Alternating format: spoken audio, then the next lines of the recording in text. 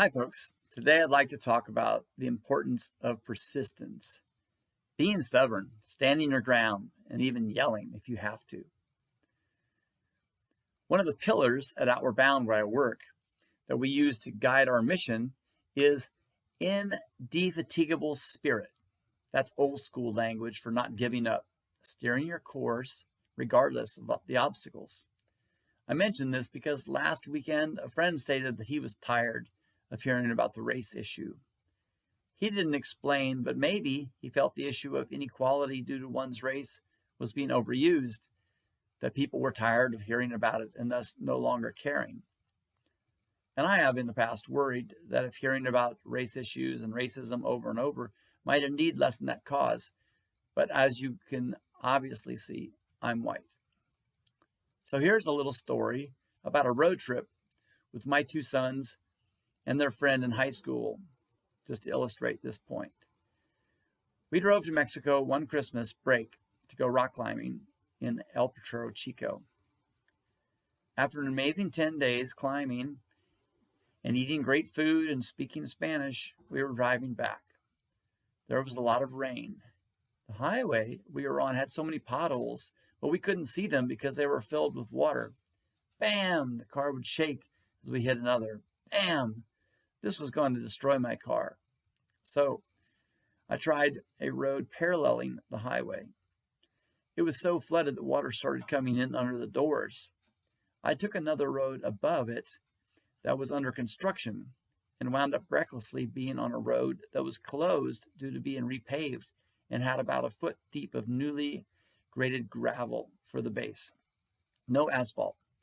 I knew the grader would return and be angry that he'd have to redo his work.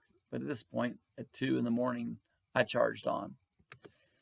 The boys seemed all trying to get some sleep as we were driving straight through the night. And to keep awake, I had the tape player rocking to AC/DC or Def Leppard or something like that. Amidst trying to keep the car on this loose surface, I started hearing Teal, my youngest, saying something. He kept repeating it over and over, and while I couldn't understand it, started to get annoyed. This finally turned into him yelling as loud as he could, "Dad, stop the car. The bridge is out." I hit the brakes, but on that loose gravel, it took longer than normal to stop. When we did finally stop, I got out. We were 5 feet from the drop-off where the bridge must have washed away. 15 feet below was a stream bed, flash flooding, that we had narrowly avoided. Teal had seen the sign warning that the bridge was out while I was just hyper-focused on the road. My point is that sometimes you have to keep repeating your message even if it's annoying or you have to yell. And it is interesting that I only hear white people saying they're tired of the race issue being brought up. I only hear men saying that they're tired of hearing about unequal pay for women. White folks saying they're tired of hearing about gay rights. And I hear all kinds of people putting down Greta Thunberg for trying to stop climate change.